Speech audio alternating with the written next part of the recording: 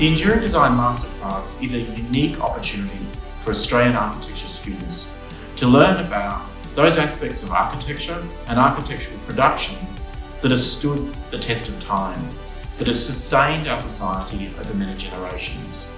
It's a collaboration between Prince's Trust Australia and the University of Queensland.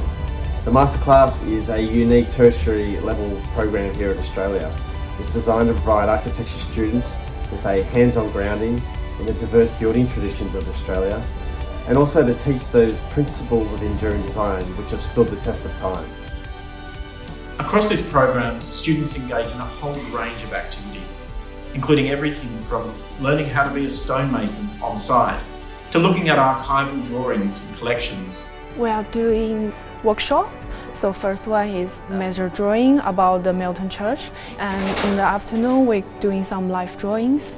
During that course, they sort of force you through engage with the smallest details, and you start to realize how sometimes there is a world of details within the simplest things, such as a column. When it comes to timber workshop, we looked at mortise and tenon joineries and how they fit together, and the amount of craft that's necessary to actually create these joints. It's kind of really different from the other courses I took. You can't believe like a small bracket can hold two massive timber together.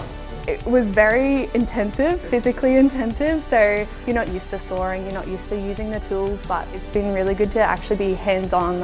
It's not very often you actually get to play with timber, large-scale timber, masonry. It's really good to be able to get out of behind the books and sort of get that different dimension. And the next day is the stonemason.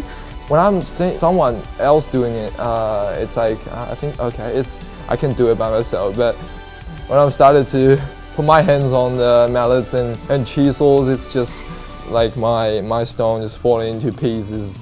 But finally, I actually did one that is okay, I think. The stonemason, he obviously knows how to teach us very well, so he was very engaging and helped us step by step sort of go through the whole entire process. It gives you kind of an appreciation, I guess, for the craft that it really is. So we as architects sit behind a desk and we specify all of this stuff, but you don't necessarily know how much work goes into it. It also gives you this nice appreciation of how many different styles there are and how putting those more traditional methods forwards can actually be more beneficial in the long run and have those enduring principles that we're learning about. And next it would be the Indigenous workshop, which introduced us the idea of country, right? And lots of documents, lots of entities and companies say different things about it, but Peter summarized it fairly decently. He just said it's home, right? It's the sense of connection, of belonging to a certain place. Well, it was great sitting with Uncle Peter because he kind of went through the heritage and the history, and it's one of those things where as architects and as designers we won't know everything to do with their culture and their history, but engaging with them and learning with them through all of the steps, and it's just like a continuing relationship that we need with our Indigenous people. The lessons they learn from the past are the ones that they will need and the profession will need to guide the future.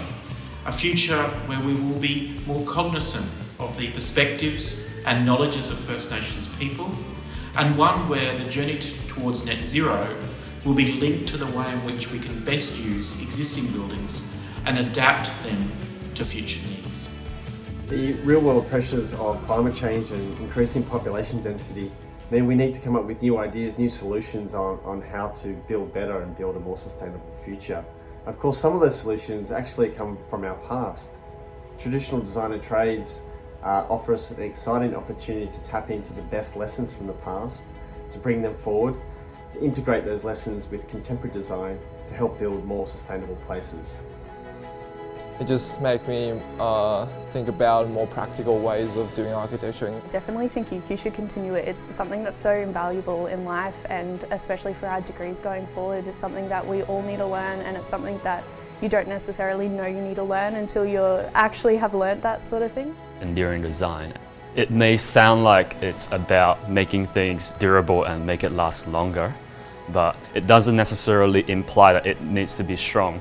It also needs to really resonate within the minds of everyone, really. Personally, I reckon that's a more important aspect of what it means for a thing to be enduring.